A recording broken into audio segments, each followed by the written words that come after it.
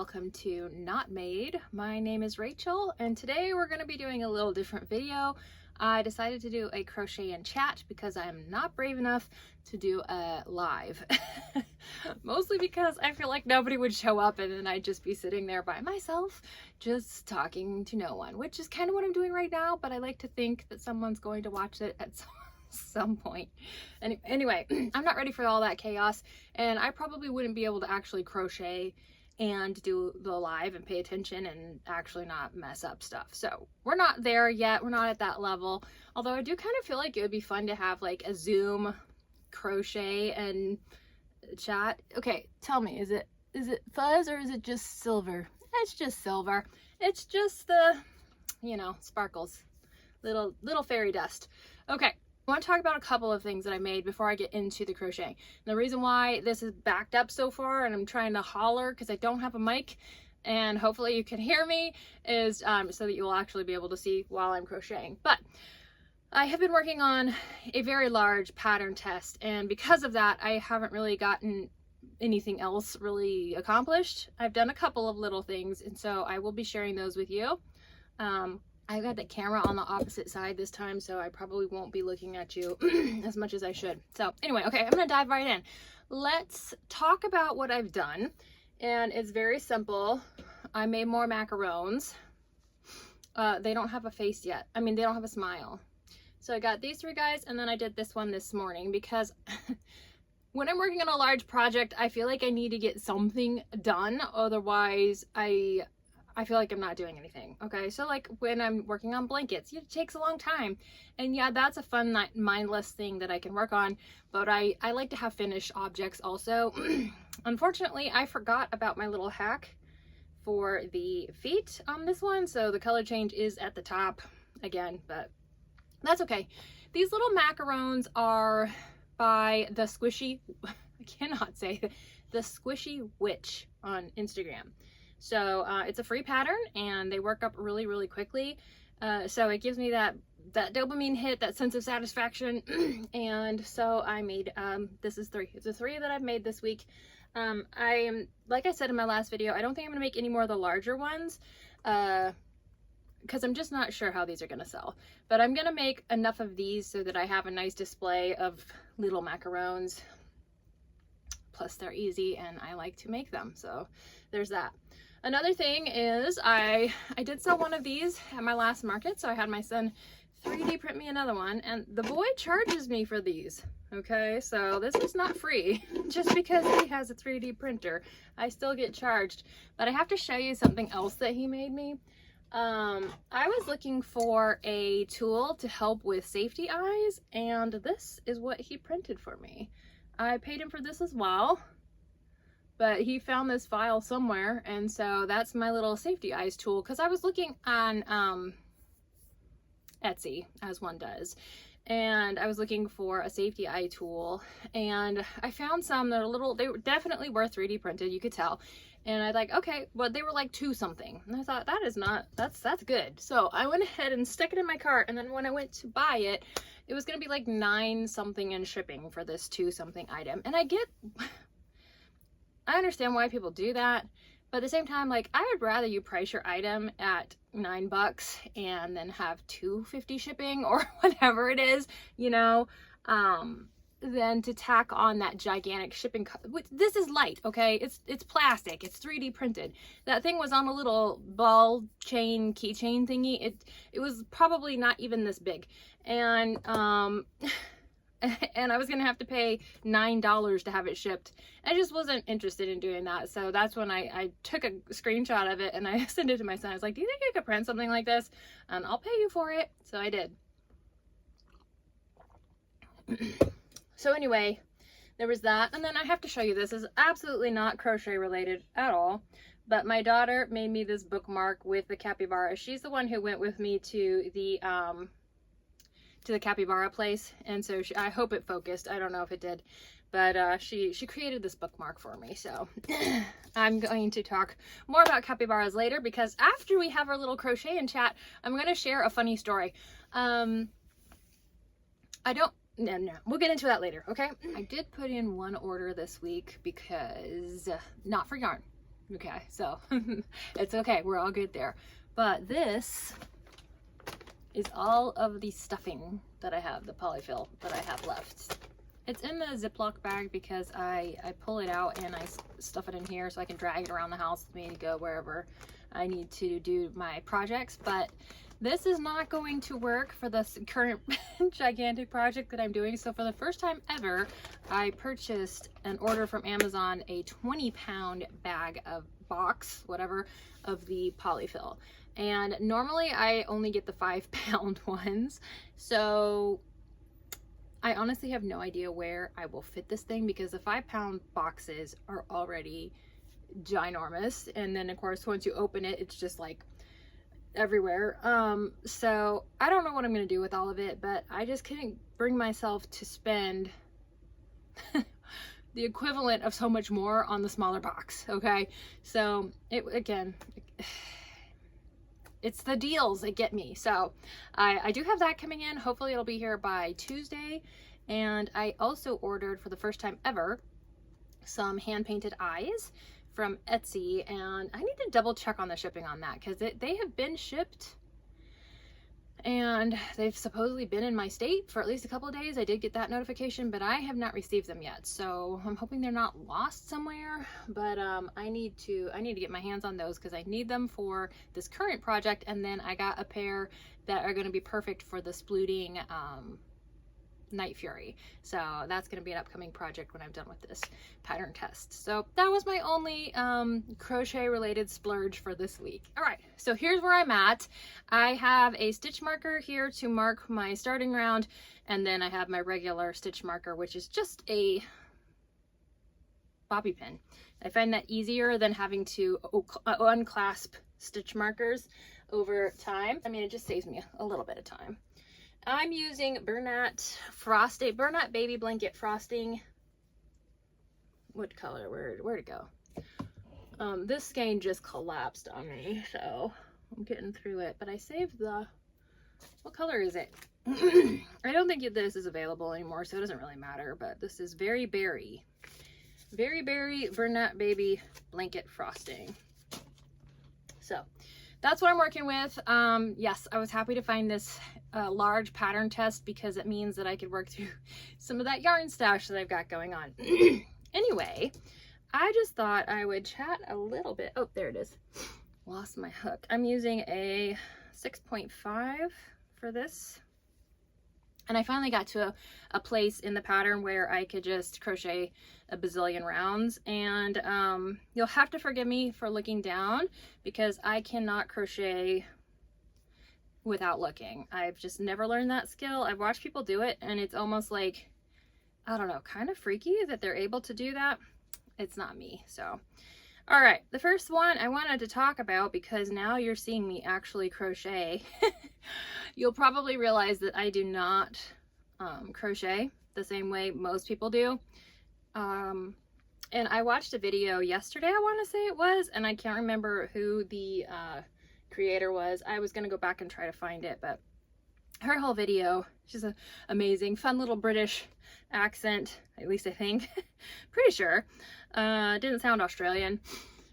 So anyway, she was talking about, are you doing it wrong? Are you doing it wrong? And I find that while like the crochet community can be so overwhelmingly positive and encouraging, there's also a lot of judgment, I guess, for lack of a better word. Like, oh, you're doing it wrong, or you should do this. And objectively, some things probably are wrong, and that's what her video was about. She was like, if you're using the wrong hook size for the type of yarn you have, or you're doing the stitch incorrectly, then obviously that's wrong. Okay, so there's those things which hopefully people would point out in a way that's constructive to the person who's crocheting or learning or whatever. But also how you hold your yarn, how you make your tension, all of that kind of stuff, that's individual. It's totally individual to the person who's, got their hands on the yarn. So I just bring it up because I will never post well, I guess I shouldn't say never, but I will probably never post a tutorial of any kind, because I am self-taught. I bought a book back in the early 2000s from Walmart that was basically like how to crochet. It was this little booklet. What I did was I found a pattern. I think it was like a mile a minute blankets, Afghans, you know. Have any of you done those? Have you heard of them? Have you made one? I've made a couple now. Anyway, I found the pattern that I liked, the Afghan that I wanted. And so I bought a bunch of yarn, and here's the thing, like I had no idea about yarn weights, any of that. I just found some that I liked the colors of and that I thought would mesh together well. So I just plopped down my hard-earned cash for a bunch of yarn, and then I got the book How to Crochet, and I would go through and learn the stitches. I knew how to do a chain. I think I knew how to single crochet at some point in my life when I was younger. I had learned, maybe, but I had never actually made anything. And so when I was going through the pattern, I would just look up whatever stitch it said, and I would look it up in the How to Crochet book.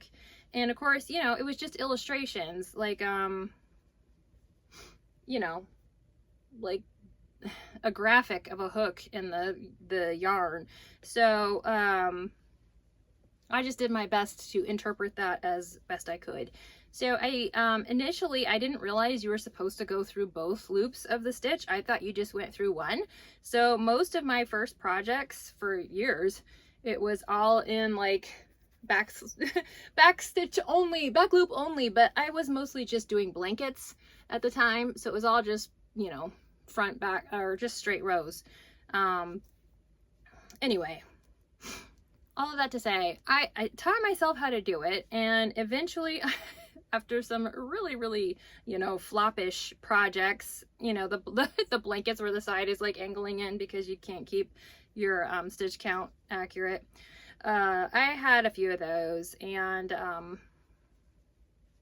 yeah, it's almost embarrassing now to think about it, but you know, I did improve. And the thing is though, like, I don't hold my hook and my yarn or anything the way that most crocheters do when you watch people crochet. So I've always said, well, I crochet wrong, but I don't. When I watched that video, I was like, it's not wrong. I still end up with the object looking like I want it to look like. I don't understand the whole yarn over yarn under thing, and that might be because of the way that I crochet. So I don't know if you can tell. I'll try to hold it up a little. So I don't know what hook hold this is. Knife-ish, sorta, kinda. But rather than insert my hook into the work this way, like everybody does, so like go through, stab it through, and then yarn over whatever and pull it through, I go from the outside in. So it's almost like backwards. So I'll grab the stitch. Sorry, this one is the one that has the hook, or has the stitch marker, so it's not going to cooperate with me. Let me get to the next stitch. Okay. I just want to keep this bobby pin in here so that if, you know, I'm getting my musical terms mixed up with crochet. My increases, decreases, whatever, are in the right spot. Okay, so I scoop the stitch from the front. Now my hook is like on the inside of the work. I don't even know if you can see that. And then I yarn whatever, and then I pull through. Okay, so the best I can describe it is I just crochet backwards. I don't know. I haven't been able to, I've never seen anybody crochet like me, and that's probably just because they learned how to do it, you know. And I have tried in the past to fix it. I was like, I really need to fix my technique. Like, I should be doing this correctly. And it was so frustrating to me to try to do it. Now, I don't hold the yarn over my finger or anything like that. My fingers are in here, and that's where I pick up the yarn and yarn over. Under, whatever. I don't know the difference, honestly. So when I go through, yeah, it's definitely yarn under. I mean, I guess it would be the equivalent of that. Would I go that way? Yeah, I don't know. I don't know the difference. Am I ratting myself out here? Can you really be a good crocheter without knowing these things? I think you can. So anyway, that is that story. I'm a self-taught crocheter, and I do it the way that I do it. Sorry about the frog in the throat. And I'm not gonna apologize for it. I'm not gonna feel, you know, insecure about it as I have in the past, because I'm like, you know what, I'm still crocheting the things that I want. You know, my works turn out okay. I think they look exactly like, well, for the most part. I've had a few duds, okay? Not gonna lie, but you know, for the most part, the things that I crochet turn out the way that I expect them to turn out. So when it comes down to it, I don't think that there's a wrong way. Now, this way may just be slower, and that's the thing that I was kind of trying to experiment with. I was like, well, if I fix it, like if I do it the way that other people do it, would it be faster? Because I feel like I'm a pretty slow crocheter, and you know, people talk about getting stuff done in 15. This is a 15-minute make. It takes me 10 minutes. I'm like, how can you do that? Even these little guys, they take me probably, I don't know, 20 to 30 minutes, I would say. I mean, on average, I rarely, if ever, can get something done in less than 20 minutes. And that's just, I don't know. I guess I'm slow, but, yeah, and that's fine too. I can be slow. I don't have to be fast. It's not a race, honestly. Okay, then I was going to get some people's opinions, if you would share in the comments what you think about having a curated Instagram feed. So the reason why I ask is because, I don't know, I know you guys know what I'm talking about. There's a difference between people who just post whatever, which is pretty much what I do these days, and people who really take the time to set up a, you know, photo, and they've got the background perfect, and you know, the lighting is exactly perfect, and all of their page looks very you know, curated and aesthetic, to use a word that my 12-year-old girls love. And the thing is, I love looking at those pages.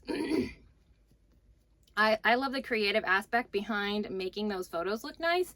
In a previous life, I was a photographer, so I know how to do it. I think it's just the work involved, because I get really burnt out on photography. It was a ton of work and not a whole lot of appreciation for it.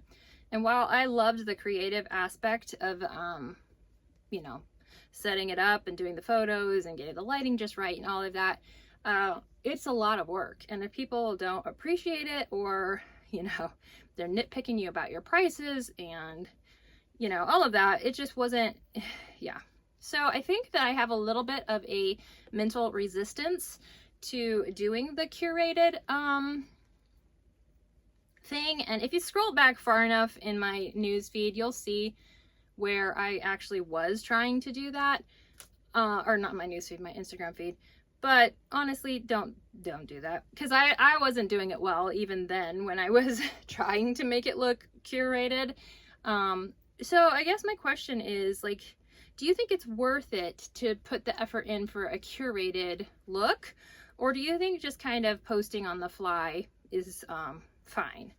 Like, what do you do with your Instagram page? And, you know, have you seen a difference if you do it one way or versus the other? Or, you know, are you just kind of a, because see, the thing is, I feel like if I were going to do it and I was going to set up, you know, a, you know, whatever, a scene, I was going to set up a backdrop and do all of the things and get the lighting just right or whatever, for the brand that I was doing. If I was going to do that, I would have to wait, you know, get all of my stuff together and just do like one big photo shoot and then gradually release the photos, you know, because it's just so much work. It is so much work to set that stuff up. And so you would want to just kind of knock it all out and then gradually release the content, which, you know, I guess if you're a content creator, that's kind of your job. That makes more sense. But like for me, I'm crocheting for the joy of crocheting. And yeah, I like to go to what's it called, markets and stuff like that. I haven't never tried to sell the crochet stuff. Well, no, I had. It was back in the day when I was making more like photography props. So like hats and stuff for infant photography. But anyway, I have never tried to sell any of my plushies on Etsy or anything like that. So I, you know, I don't know. I don't even remember what I was trying to say. It's not a business for me right now. I'm really not running it as a business. It's more of it's a hobby that I hope can help pay for itself, essentially. So anyway, all of that to say, do you think it's worth it to put the time and effort into having a curated Instagram feed? Or do you think it's okay to just kind of post on the fly? So that's what I was trying to get to. I'm crocheting for the joy of doing it. So like when I finish a project like Oscar, you know, I just want to post a picture of him right away because I'm just so excited that I finished Oscar, you know. So I don't want to wait to set up a scene and then take photos. But then again, I'm not the one selling the pattern. I just made it, you know. So I think that would be a different thing as well. If I were trying to run it like a business, then I think that there would be I think that it would be more beneficial to have a curated page. But what do you think? Do you think I should put more effort into the Instagram thing and try to make it look more intentional, or do you think it's okay just to kind of have a casual Instagram, for example? Yeah, I'm curious about that. So leave your opinions in the comments, because I would like to know. I would like to know what you do or what you are mostly attracted to. Like when you're browsing Instagram, is it the curated photos that really capture your attention, or is it just the, you know, the fly by the seat of your pants photos? Because I remember back in the day when Instagram was just pictures. I miss those days. And, you know, it's just little snapshots of people's life and what they were doing in that moment or whatever, or the beauty that they saw in a certain situation or scene, or, you know, their project or whatever. It just seemed more real and less markety, if that's a even thing. So anyway, all right, so let me finish this round. And then we are going to have our fun little news story. So I try to stay out of the news as much as possible because it's heavy and it's a weight that I can't really carry very well myself, because I can't do anything about most of it, okay?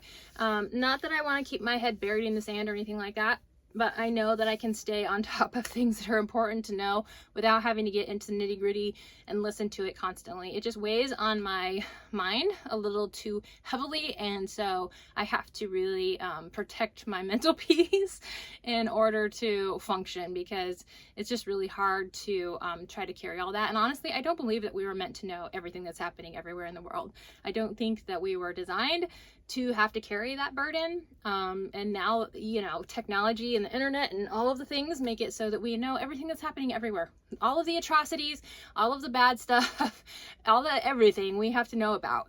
And I think that we tend to lean towards the bad when our interests are piqued, you know, as opposed to finding the good. So I have found some fun news stories. I was thinking, I shared one with a friend, and I was like, if we could find if we could create a news station that was just this kind of stuff, how fun would that be? You know, I mean, you probably just wouldn't get the views though, because people, it's not as easy to click on the good sometimes. So I'm going to share this story with you. I thought it was hilarious, and it has to do with a capybara. So of course, we're going to start with that one. Okay, on to the fun news story. So this is from a account on Instagram called the Bananas Podcast. And I just find some of their stuff hilarious. And I just figured if I'm going to do a crochet and chat, I'm going to end it with a funny story, a funny news story from the news station I would watch were an actual station. All right. The title is Capybara Named Prune Wins Long Bath Showdown. And I saw this news article actually somewhere else. I don't know where it popped up for me, but I have seen it. So maybe I'm attracting the fun news stories now. No. All right, I'm just going to read it to you. A capybara bathing contest held across multiple zoos in Japan was won by a rodent aptly named Prune, who spent 1 hour, 45 minutes, and 18 seconds in the bath. Animals at multiple zoos across Japan participated in the Capybara Long Bath Showdown, which timed how long each capybara willingly remained in the bath before exiting their respective tubs, and Prune was dubbed the winner at Nagasaki Biopark. And then it goes on to talk about the ones that came in second and third, and there's one apparently that maybe she was like the previous winner, I don't know. Hechima, a Saitama Children's Zoo Park resident, famous as the watermelon queen for her 4 consecutive titles in an annual speed eating contest, finished 4th in the bathing contest with a time of 1 hour, 23 minutes, and 6 seconds. So anyway, that is my positive news story for the week. And I'm going to pop in a picture of Prune enjoying her amazing time in the bath. And hopefully that will make you smile. And I will talk to you guys the next time. Bye.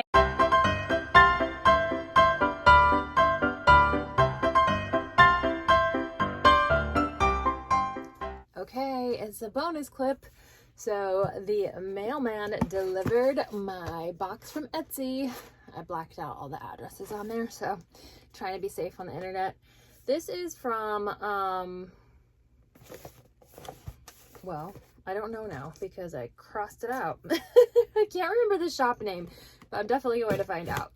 I just had to do this because this is my first set of hand-painted eyes that I've ever purchased. It's some kind of Halloweenish related store. I can't remember. Not Halloween. Haunted something. The haunted something. I don't know. I can't even figure it out. Okay, but I'm excited about this. So, oh goodness. Well, this is taped well. It's not going to be falling apart in the mail. Okay, let's see if we can get through it. All right. Ooh. The haunted pixie. So the haunted stuff is really not my vibe, but I'm loving the theming. All right, love your magic, share the spell. If you adore your haunted pixie creations, leave us a review, post a pic, okay, tag us, blah blah. Yes, at haunted.pixie, P-I-X-I-E-E. So this was from Etsy. All right, handmade just for you. Fun little skull stuff there, and I see the black paper grass. Okay, let's check out these eyes, shall we? Also got some goodies. Oh wow, how cute is that? Okay, again, not really my vibe. I did not explore this shop. Like, I was looking for specific eyes, okay, and she had the eyes I wanted. So, like, the whole haunted thing and whatever, it's not really my vibe. But I got some cute and fun stickers. There we go, haunted pixie, and there's this side. Can you see it? Let's see. Will it focus? I don't know if you can see it. I will try to remember to put the link in the comments below. So that is that stuff. All right, let's look at these eyes. Love it. They come in a little bag with a seal. Super, super nice.